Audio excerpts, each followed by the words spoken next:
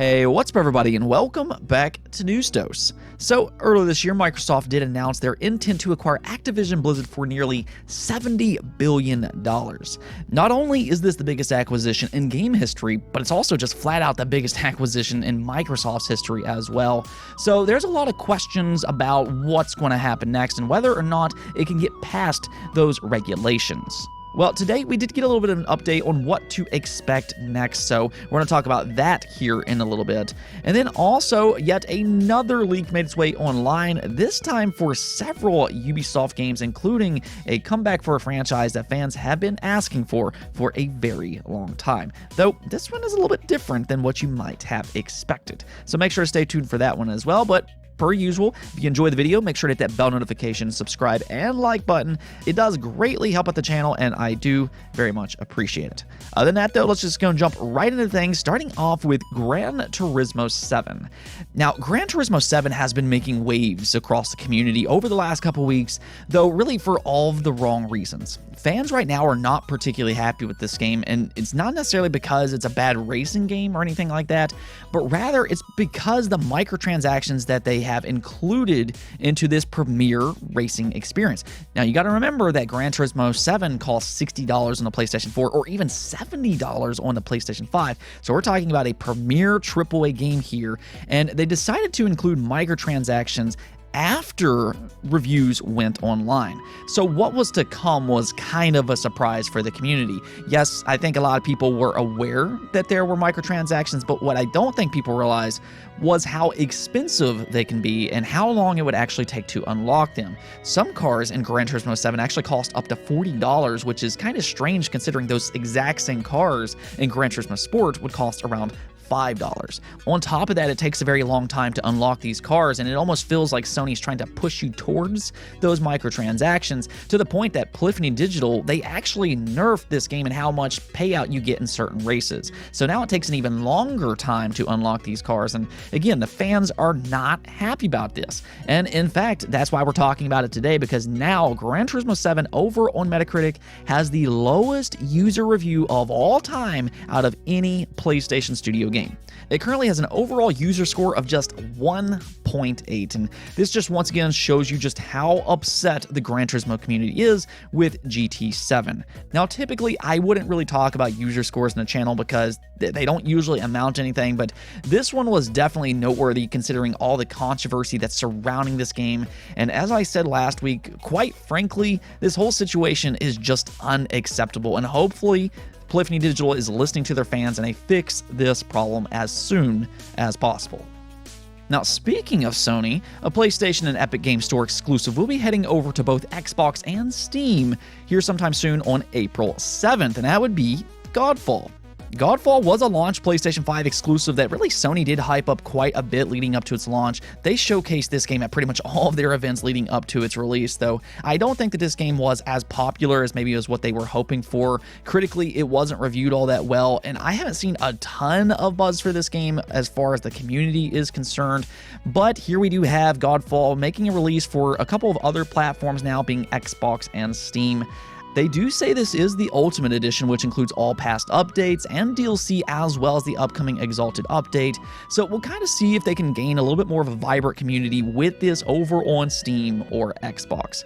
Truthfully though, I think what they should probably do is put this game into Xbox Game Pass. That would immediately inject a community into it, and if it also has something like crossplay, I think that that would be an overall good thing for the future of this game, being a live service style of game. However, if they release this game as is on Xbox and Steam, I have a feeling that this game might quickly get buried. There's a lot of good games that's been releasing as of recent, so I'm not entirely sure that releasing it as is the smart decision, but nonetheless, Godfall will be releasing here sometime soon on April 7th for Xbox and Steam.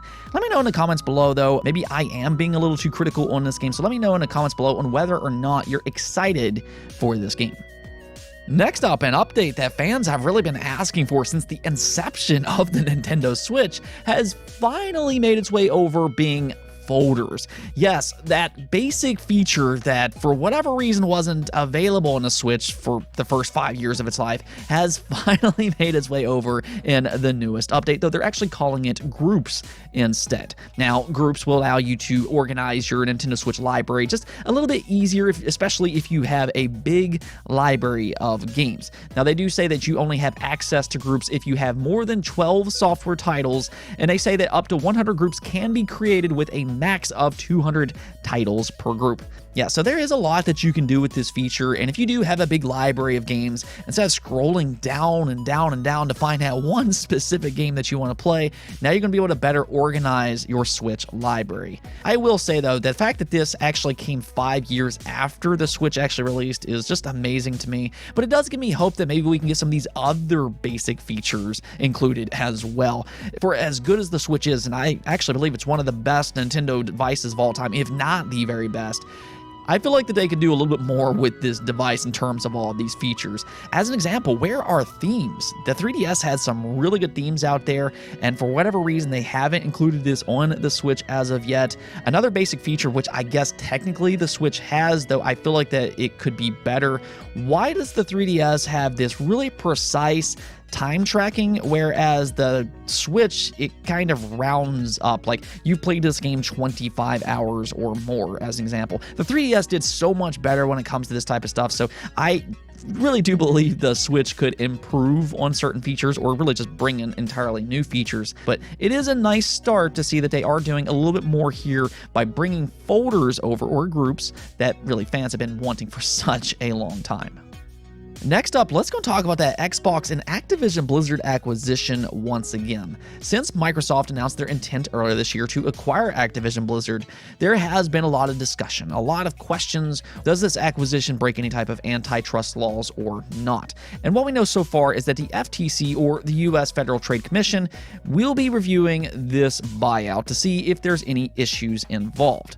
And now the world is just kind of waiting. What is going to happen with this? And, well, we did get an update on that today, or at least on what to expect next. The FTC has now filed a second request for additional material and information on this buyout. Now, to be clear, this is completely to be expected that the FTC is going to open up some type of in-depth review, because the size of this acquisition, again, is nearly $70 billion.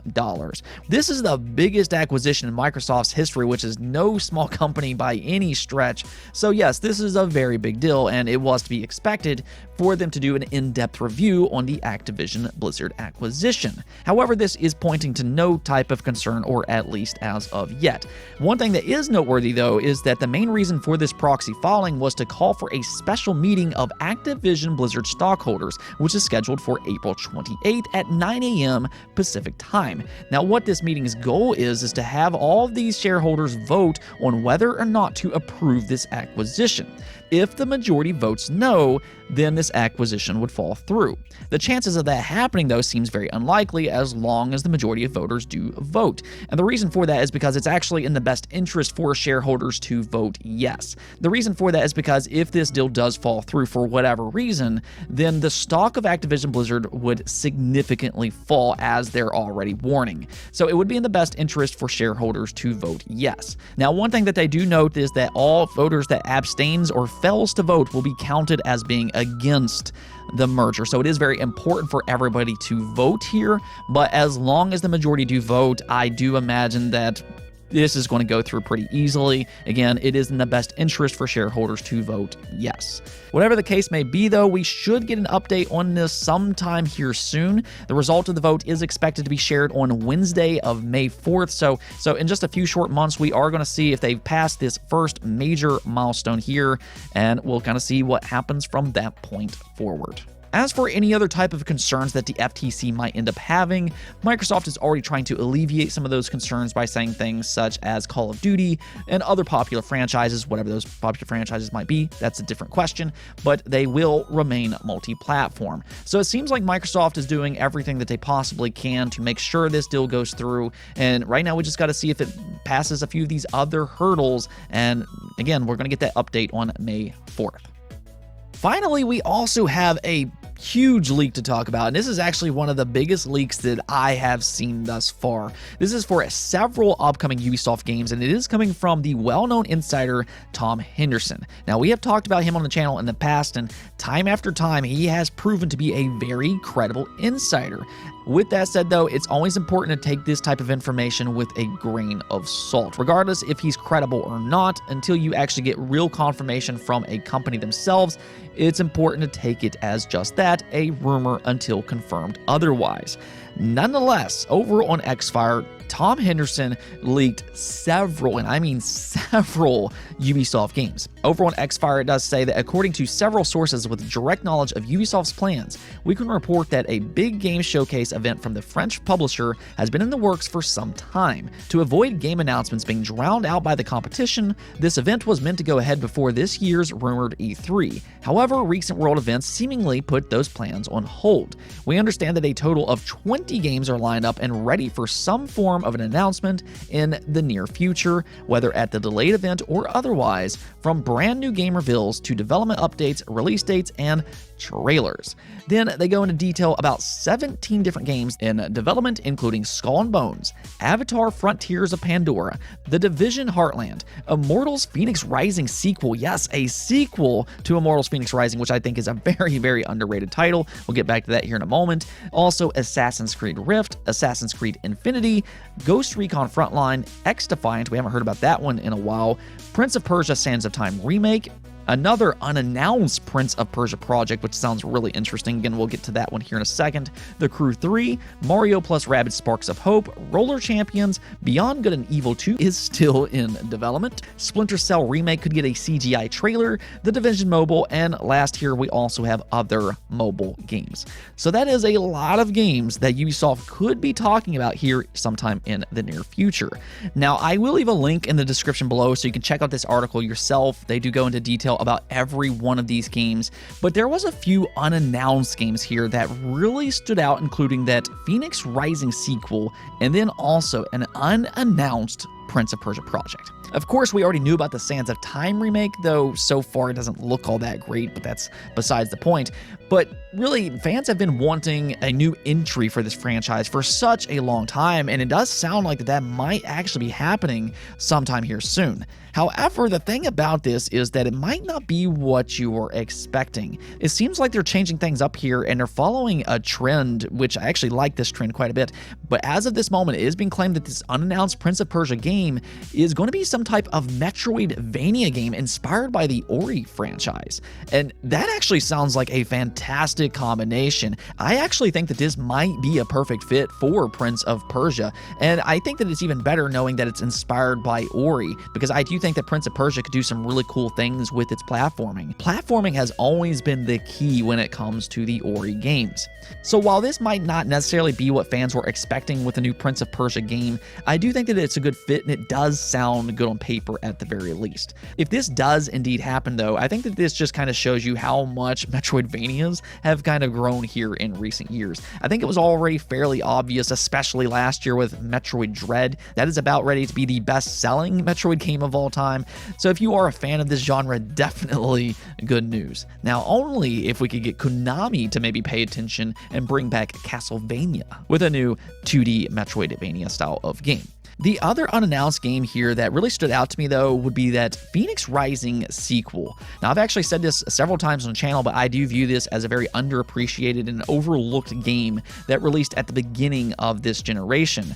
Fenyx Rising is actually a really enjoyable open-world game, and I felt like it had an amusing story. It doesn't really take itself overly serious, but it is enjoyable and a very amusing title from beginning to end. It's actually a game that I would highly recommend, and I think it's quietly one of the better new games that has released this generation so far. I've always kind of wondered how this game performed, though, because it felt like a lot of the community kind of ignored this game because maybe they didn't like the art style, as an example. I actually think that it looks quite good if you play it in person, but nonetheless, I have always wondered how this game has performed, and again, if this is true, that a sequel is in development and we could get an announcement of that sometime here soon, yeah, that's a pretty good sign that this game might have had some success after all.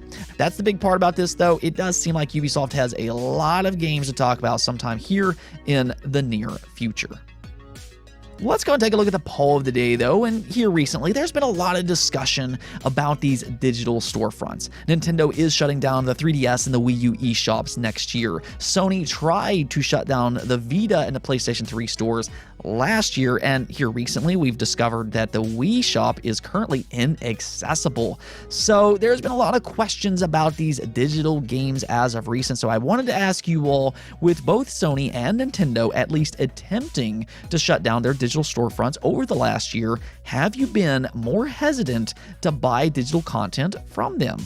And yes, a lot of you all do seem to be very much concerned about this situation, with 51% of you saying yes, while 36% of you said no. Now, I will say that 36% is still a large portion that is more than willing to buy digital games going forward with no concerns whatsoever. But still, the majority of you all saying yes, that does kind of show you that these companies are starting to break trust. And it's hard to blame anybody for that type of concern, especially in Nintendo's situation, where they're not really reassuring fans at all that they're going to be able to re-download their content that they previously purchased in the future. So there is a good chance in the future that if you do have a large library of games, that if you have it stored on something and that storage goes corrupt, well, then you might lose your entire library of games because you're not going to be able to re-download them. Yeah, if possible, you might want to make a backup for your games. Now, at the same time, there's also several positives when it comes to buying your games digitally.